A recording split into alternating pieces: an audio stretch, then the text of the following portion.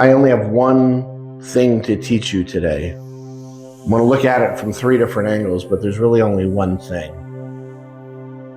And I'm going to start by inviting you to make funny sounds with me. You know, I love toning. The sound that we're going to tone, and I'll show you what I mean by toning, sounds like this. Yaoma, yaoma, yaoma, yaoma. It sounds what? Chinese, right? Japanese? Yaoma. It's not. It's Aramaic. And we'll talk about that. But what I mean by toning, I'll give an example, and you can tone exactly like me rather than like when I tone the Aramaic Lord's Prayer or all these other guided things. I'm not going to really guide you this time. We're just going to maybe spend about a minute just being with this sound. And just keep repeating it. If you want to do it in unison, if you want to be all frou-frou-y and show off and go into harmonies and all that, no beatboxing, Bill. But whatever, for a minute, and then after a little while, we'll let it kind of unravel. And I never noticed, like, this is the exact same lily I have in my, it's not the same one, but it's, the same type of lily I have in my office right beside my desk, which reminds me of my grandmother, who loved lilies, who I found out about a year ago is not my genetic grandmother. I found out a year ago that my dad was not my dad, but it was actually his best friend. So my name's not even Hoffman, it's Munyon. We'll continue that at another date. Too much to unpack there. So I'm going to just take a big, beautiful breath in, the gift of breath. We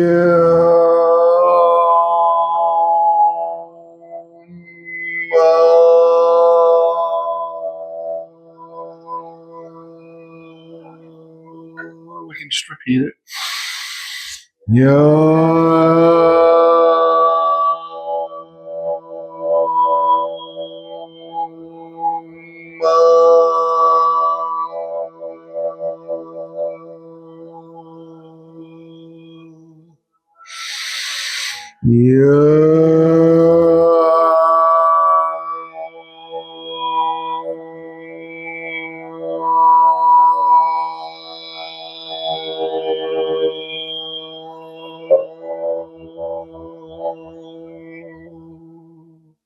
One more.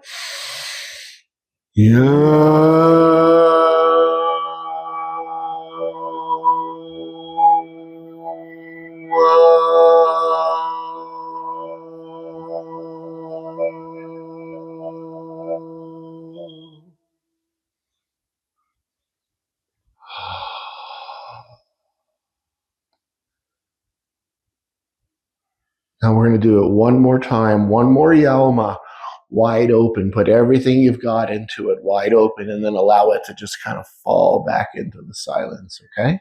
One big Yalma, big beautiful breath of air.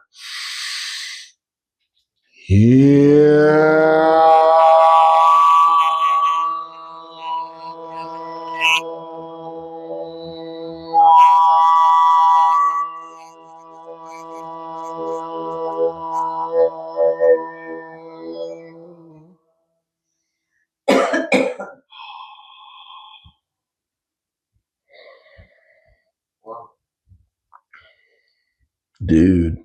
Yeah. So how do you feel? Connected. Yeah.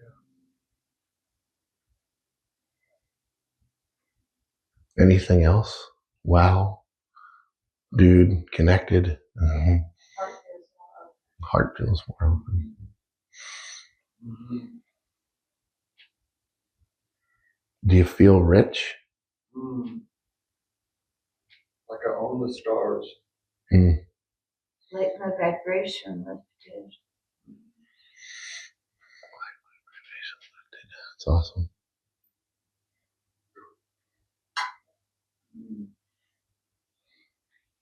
The people in this room, I can say this to, that most of the world is watching the birdie and looking completely in not only, I don't want to say a wrong direction, but in a direction that does not even exist. Let me put it this way. In 2022, there was a trio of physicists who won the Nobel Prize. Anybody know what they won the prize for? 2022. They proved that this is not real, that our local experience is not real. Funny, what's real mean? It's a great question of one of my teachers, Joseph Rael, beautiful painted arrow. Technically, his name is Tzkoy. And he's like, are we real? So then my brain goes, what's real? So let's go sideways. What is rich? What does that mean? Say you feel rich. Do you think it's the same to feel rich and think rich? Think and grow rich.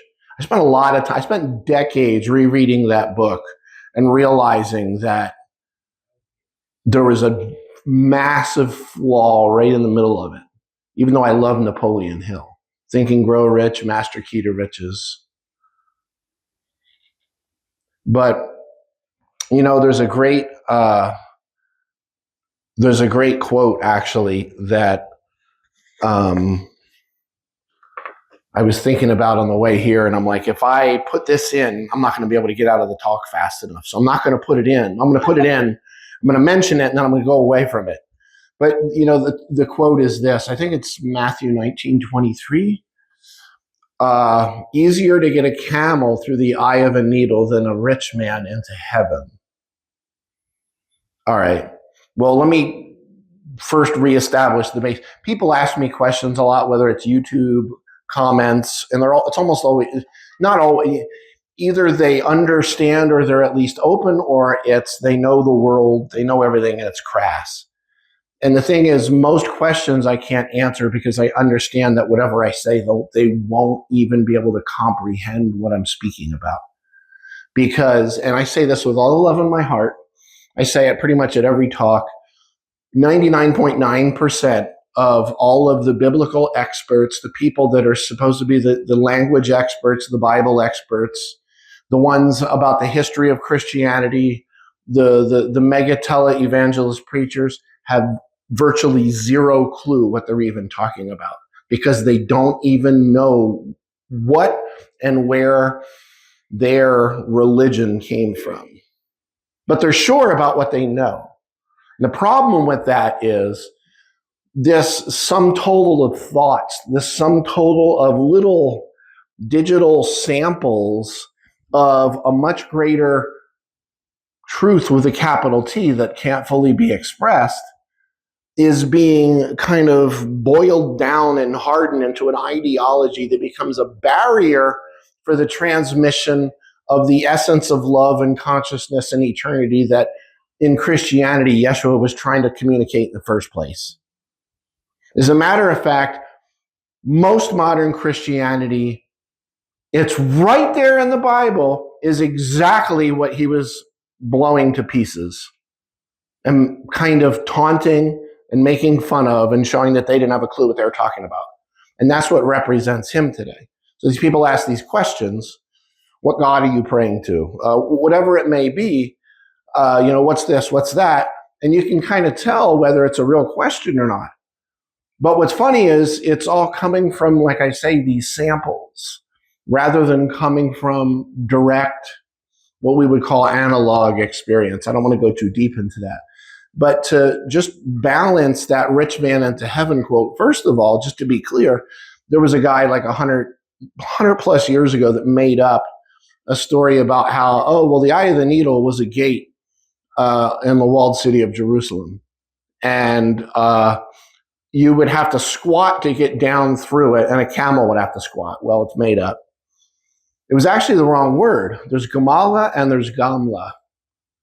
And since things were translated from his spoken Aramaic into written Koine Greek, people don't realize that they didn't have the phonetic markings, the vowel sounds. They had none of that stuff. It was just general basic letters, mostly consonants. So what was that word actually? It wasn't camel. It's kind of grotesque. There's no way you can even think about a camel through the eye of a needle without a lot of blood and a lot of flesh and a lot of mess. I don't care how you're going to do it. But what if I told you the word wasn't camel in Aramaic? What if I told you the word was a braided rope? Is it possible to get a braided rope? Fiber by fiber. Fiber by fiber. It's got to be done mindfully and very mindfully through the eye of the needle. So now let's look at that. A braided rope, which was a very common word back then. And that also shows you how they didn't understand even the basic Aramaic, but a braided rope through the eye of a needle. Easier to do that than to get a rich man into heaven. All right, well, what does rich mean? Well, there's really 3 different words for rich in Aramaic. 2 mean rich in the sense of we think rich. What does that mean? We'll get back to it. The third one actually means whole or complete. Or essentially you could say fully flowering. Like people talk all the time, oh, this is going on in my life. This is going on. I haven't figured this out yet. It's like, you're not done yet.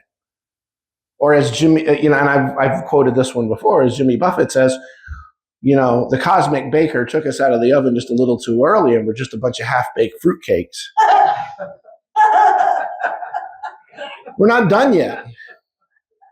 And he also says there's a thin line between Saturday night and Sunday morning.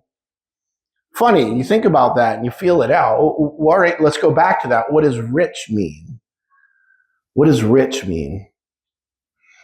What do we usually think rich means? Stuff, right? Who is it that Yeshua was always holding up as an example? The kind of person. Who is it that he was holding up that the modern church, most in the modern church, I'll put it that way, don't ever talk about? Well, the Samaritan takes me in a whole different line of thinking because people today don't even know what a Samaritan is. But I don't mean you, Rhonda. I'm just saying, so I'm not even going to talk about that. I'm just saying the poor. Yeah, poverty, poor. So what does poor mean? About poor versus rich? You got a lot of stuff, you don't have a lot of stuff. Interesting, what's that first beatitude in the Aramaic? Poor in spirit. Well, what's funny is that's not a proper translation. It's not exactly wrong, poor in spirit. What is spirit, though? What does the word spiritus in Latin mean? What does it mean? What does spirit mean? Essence. Breath. Spirit means breath. Why did we forget that? In Aramaic, there is no such word as spirit, even though people will translate it as spirit. The word's ruha. And I don't want to spend too much time on this because I do a lot, but spirit, you could say, that intangible breath, heartbeat, wind, air, etc. What I'm saying is we totally and completely lost that, but my focus isn't on that. Let's just keep it at poor in spirit. Poor in terms of, let me explain that to you, what it actually meant in Aramaic, that word maskin, okay, as opposed to miskin, which means poor. Let's say that I have $1,000 in my wallet. And rather than someone who has nothing in their wallet, I have 1,000 and I take it out and I put it in my front pocket. The wallet is now what? Empty. That is what the first beatitude meant. Blessed are the empty or open in spirit, breath, whatever. You get what I'm saying? So when Yeshua was talking so much about the poor, he wasn't talking about people that didn't have possessions. He was talking about people that were empty, open. So let me throw a quote out from you, or from you. Give me a quote and I'll throw it out and we'll talk about it now. Sufficient unto the what? The morrow shall take care of itself, sufficient unto the day or the evils thereof. Well, let me tell you something. There's no word for day in Aramaic. And I'll go toe to toe with any scholar on the planet about that. That if you write the word day on the paper, you're making an assumption that you can't back up. Because that word sounds like this, yauma. Yauma. And what it means is simply a moment. A moment in time. That's a day, a week, a month, a year. In that year, back in the day, are you talking about an exact day? No. It's a moment in time. More specifically, in this phrase, yauma, or what's in the Lord's Prayer, yaumana, intriguingly, means now. Sufficient unto now are the evils thereof. Well, what does evil mean? I know this is a few pieces of information. What does evil mean? Evil in Aramaic, this word's bishte. The word's bisha. Bisha. What does that mean? It means not fertile. Not fertile, huh? Some people would say rotten. Not true. That's part of it. It means a stone green banana, or a banana that's oily and oozing, although people would eat those too, past the point of ripeness, or too early. People say good and evil. There's no such thing as good and evil. There's good, which is the word tuv, which doesn't mean good. It could mean goodness, but that's not the same thing. What it means is ripe. There's ripe and unripe, not good and bad. Ripe is when we are awake and open and empty now.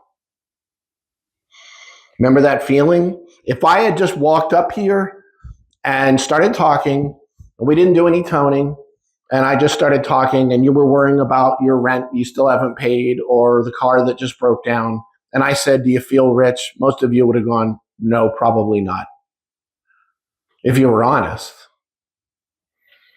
However, if I could first help bring you into now, into this present moment, in the East, that's called Zen, Zazen. Before Zazen, chop wood, carry water. After Zazen, after enlightenment, chop wood, carry water. It's not about what you're doing. It is never about what you're thinking. It's always about your perception, and is your perception open? If there's anything I know after 4 decades of study in my field, it's that I don't have a clue.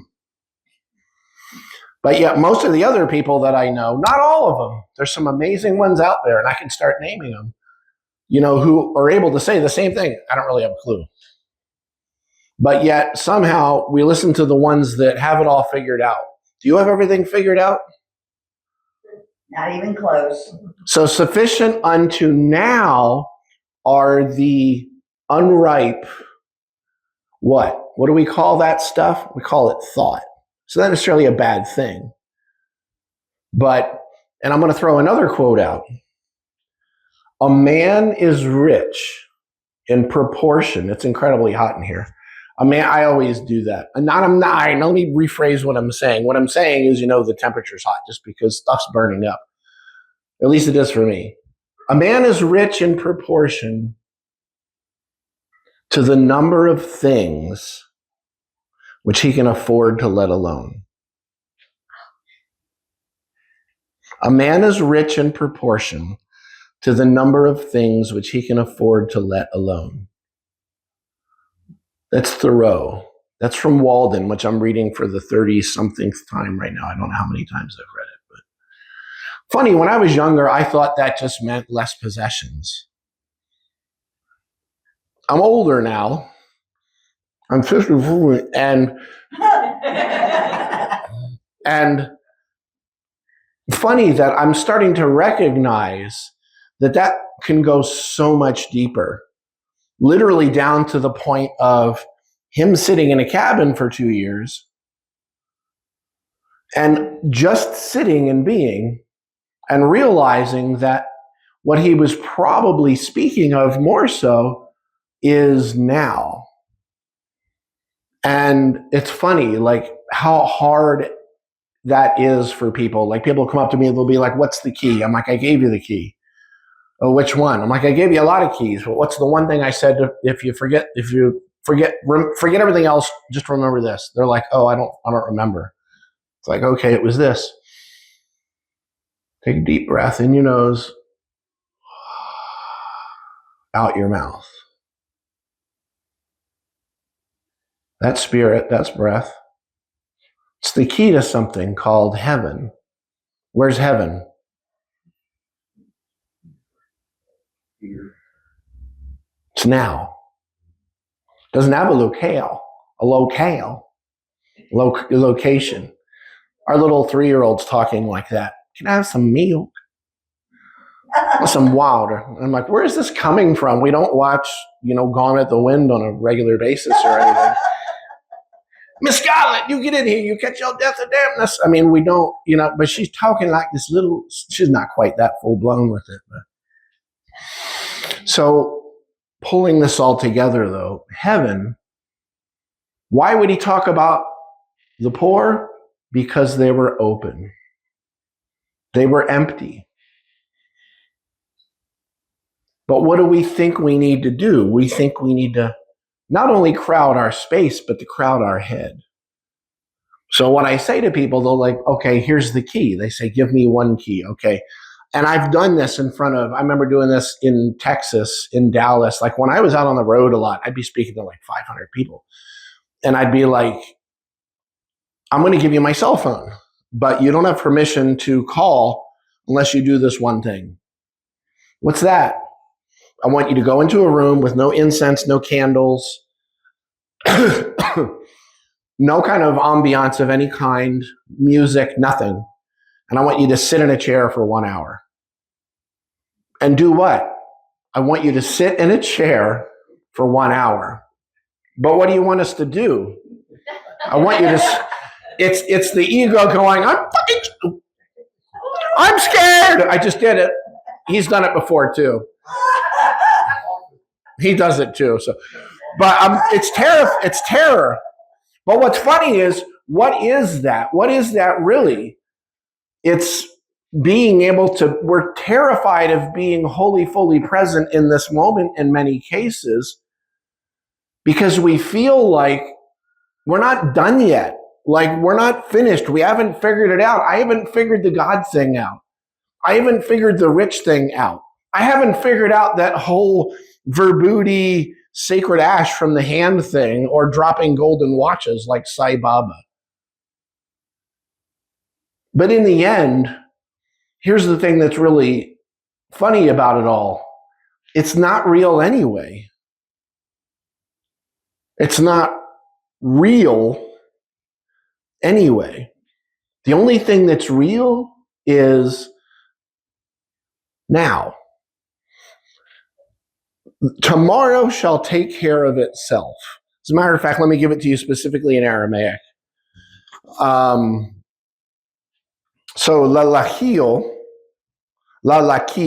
tespun damkar. Take no interest in tomorrow.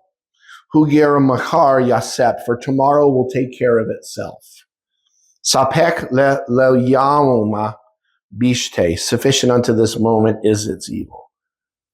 Have you ever met tomorrow? Never will. Think about that.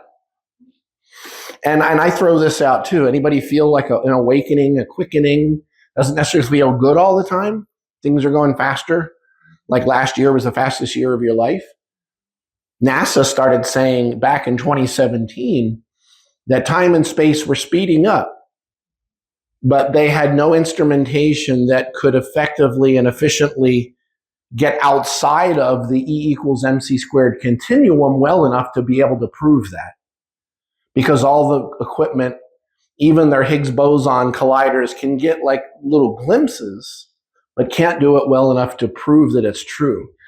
One of the other things that they talk about is equidistant expansion, kind of like Big Bang. Funny, like we love the Big Bang idea, but like Alan Watts said, it was probably more like a wiggle or a giggle. Men love Men love that. But science is starting to show that it probably was nothing like that. Equidistant expansion means that as everything is in this expansion locked into this time-space continuum, that since this is expanding at exactly the same rate I am, I can't tell that we're going through this massive expansion. It's proportionally the same size. Exactly. But I can feel it. There's also the expansionary constant, which is, I know I'm going out on a limb here, and Don will correct me after the service, but, essentially that we have that energy is there. It can't be created, can't be destroyed, and we're going to feel it whether we can perceive it or not. And it's a fun thing how we dig out looking for this luxurious life when Don's been out at our place since we moved here. It's been almost a year. July 1st of last year, crazy, that we moved about 20 minutes north to Cowie. And it's like, you get up to our driveway up in front of the what's that thing called? Oh, a garage, Dale. That elusive thing called a garage.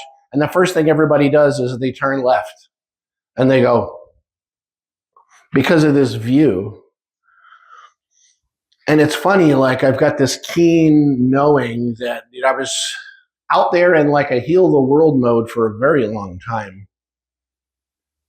When what I really needed to be doing, it's not about what I'm doing that's right or wrong in that sense, but was I really completely conscious in it? Was I really present in the moment with it? Was I really able to realize that it was all about that now presence, that heaven, which is how we bring heaven to earth, create heaven on earth by being conscious in the moment? Was I really paying attention is what I boil it down to now. Are you really paying attention?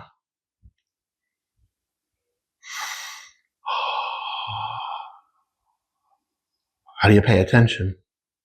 Well, you pay attention, but this is a great help.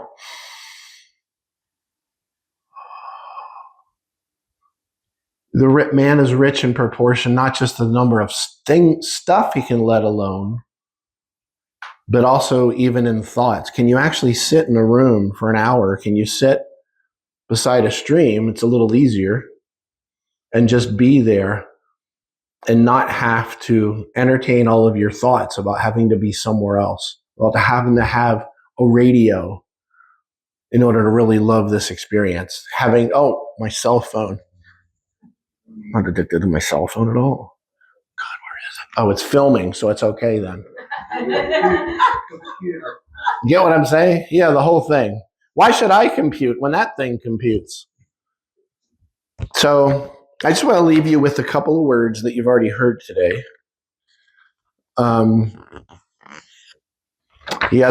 These words are from Joe Hayes, and Jack Rhodes helped him finish it. Joe Red Hayes. But I want to talk about just to hit this idea of what's talked about in here. Satisfied. What does that mean? What does it mean to be satisfied? What's that? Content. What is content? Rephrase the syllabus in there. Content. We seek content when, at least we think we seek content. What we're really seeking is content. We're looking for now, but yet we go out on this race across the world, piling. You ever been into a wealthy person's home? Very, very, very, very. What is not there? Clutter, stuff. You ever been into someone who is in their mind poor? What's everywhere? Stuff. So I just want to read this to you. You've heard it. How many times have you heard someone say, if I had money, I would do things my way?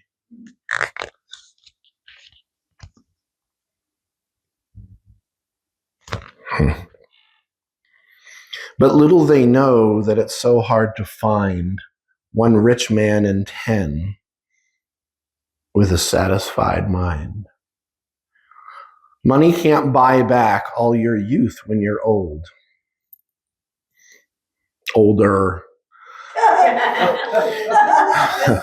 I put the ER on the end, and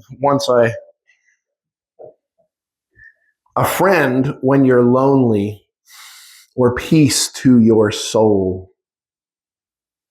The wealthiest person is a pauper at times, compared to the man with a satisfied mind. But I'll leave you with this one quote.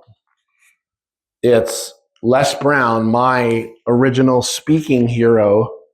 The reason I wanted to start speaking was because of Les, and I got to tell him that in Canada once, like 10 years ago, crying all over each other. But he's quoting Yeshua. Well, he's actually not quoting Yeshua. He's quoting Paul. And I'm not going to tell you what the word means, but all I'm going to tell you is it doesn't really mean money in Aramaic, just money. We don't have time for that.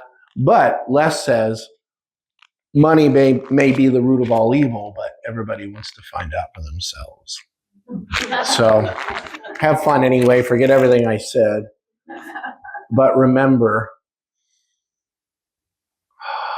if you're looking for anything other than now, you're creating a stress in your life that has a name. It's called Satana, a being divided against itself. You're creating a stress in your life, and you're suffering.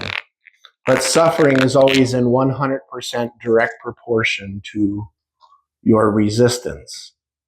What is your resistance? Your resistance to now.